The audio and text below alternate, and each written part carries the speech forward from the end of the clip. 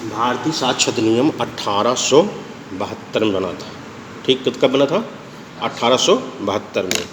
और लॉ में इसका बहुत अधिक महत्व है, साक्ष्य विधि का। जहाँ कोर्ट का नाम आता है वहाँ साक्ष्य आपको जरूर किसी न किसी रूप में पेश करना पड़ेगा। ठीक है। तो भारतीय साक्ष्य अधिनियम की धारा 3 में बताया गया है कि साक्ष्य कितने प्रकार के होते हैं। ठीक है। यहाँ साक्ष्य की परिभाषा नहीं बताई गई है भारतीय साक्ष्य अधिनियम में। इसके लिए हमें जनरल क्लॉजेज एक्ट देखना पड़ता है। ठीक है। सिर्फ बताया कि साक्ष्य कितने प्रकार के होते हैं। तो 2 प्रकार के साक्ष्य होते हैं धारा 3 के अनुसार। एक ओरल एविडेंस और दूसरा डॉक्यूमेंट्री एविडेंस। ओरल एविडेंस किसे कहा जाता है? ओरल एविडेंस मीन्स मौखिक साक्ष्य। ठीक है। मौखिक साक्ष्य क्या है? मौखिक साक्ष्य जो होता है, न्यायालय जब विवादित विषय वस्तु के मामले में या विवादित विषय वस्तु के जांचाधीन के लिए जो कोर्ट के समक्ष मुकदमा है, विवादित विषय वस्तु है, डिस्प्यूटेड सब्जेक्ट मैटर है, उसकी जांच के लिए जब साक्षियों को या गवाहों को अपने समक्ष हाजिर होने की अनुमति देता है, ठीक है, और उनसे कुछ कहने का परमिशन देता है कि आप कुछ कहिए, ठीक है, तो उसे हम ओरल एविडेंस कहते हैं, मौखिक साक्ष्य कहते हैं। बात समझ में आई? जहाँ पर न्यायालय द्वारा विवादित विषय वस्तु को जो कोर्ट के समक्ष है उसकी जांच के लिए साक्षियों को, गवाहों को अपने समक्ष हाजिर होने और उस पर कुछ कहने के लिए उन्हें परमिशन देता है कि आप बताइए इस संदर्भ में क्या बातें हैं, तो उसे हम क्या कहेंगे? ओरल एविडेंस, मौखिक साक्ष्य कहते हैं। बात समझ में आई? ये चीज़ है। दूसरी चीज़ है डॉक्यूमेंट्री एविडेंस। डॉक्यूमेंट्री एविडेंस माने दस्तावेजी साक्ष्य। जब न्यायालय अपने समक्ष विवादित विषय वस्तु की जांच के लिए किसी व्यक्ति को या गवाहों को जो उसके सामने बुलाए जाते हैं उनसे कोई कागजात, डॉक्यूमेंट पेश करने के लिए कहती है या कहता है या पेश करने की परमिशन देता है और वो पेश करते हैं, तो ऐसे कागजात, ऐसे डॉक्यूमेंट को हम दस्तावेजी साक्ष्य कहते हैं। बात समझ में आई कि नहीं? जैसे मान लीजिए कि ए नामक व्यक्ति की एज को लेकर के विवाद हुआ कि कितने साल का है, तो वहाँ पर उसकी जो हाई स्कूल की मार्कशीट होगी, सर्टिफिकेट होगी, वो पेश की जाती है कि नहीं? उसमें एज लिखा होता है, तो वो बताएगी कि इसकी एज कितनी है। क्या है? डॉक्यूमेंट्री साक्ष्य। ठीक है। और इस पर एक बड़ा अच्छा एग्जाम्पल है। एक दूध वाला होता है जो अनपढ़ व्यक्ति होता है, पढ़ा लिखा नहीं होता है, वो डेली 1 लीटर दूध, ए नामक व्यक्ति है जो दूध बेचता है, डेली अपनी गाय को लगाता है, 1 लीटर दूध बी नामक व्यक्ति को दे देता है। जब मंथ में महीना अंत का होता है तो पैसे की डिमांड करता है। कौन? ए। तो बी कहता है उससे कि भाई 25 डेज हुआ। समझ रहे हैं कि नहीं? तो कहता है नहीं कि 30 डेज हुआ। ठीक है।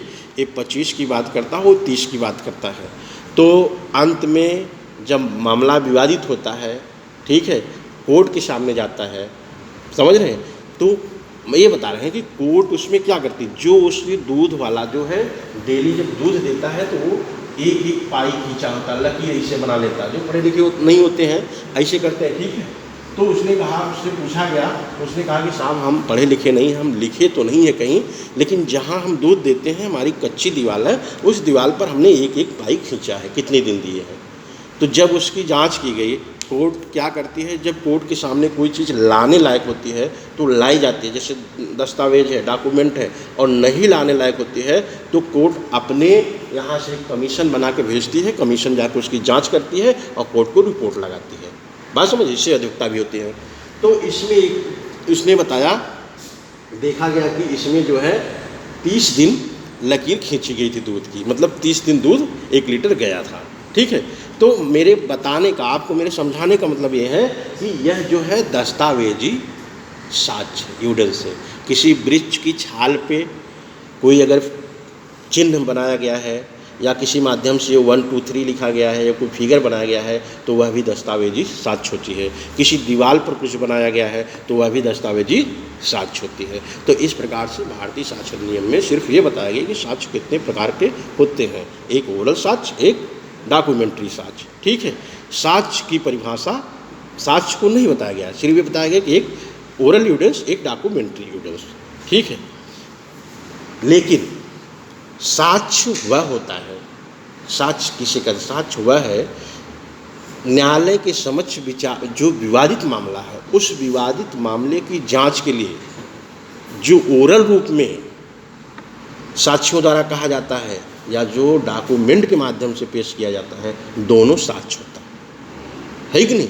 और जो व्यक्ति पेश करता है उसे साक्षी कहा जाता है। बात समझ रहे हैं, बात समझ रहे हो, उसे साक्षी कहा जाता है। अब आता है कि जो दस्तावेजी साक्ष्य है ये दो प्रकार का होता है, एक तो प्राथमिक एविडेंस होता है, प्राइमरी साक्ष्य, और दूसरा सेकेंडरी साक्ष्य, द्वितीयक साक्ष्य।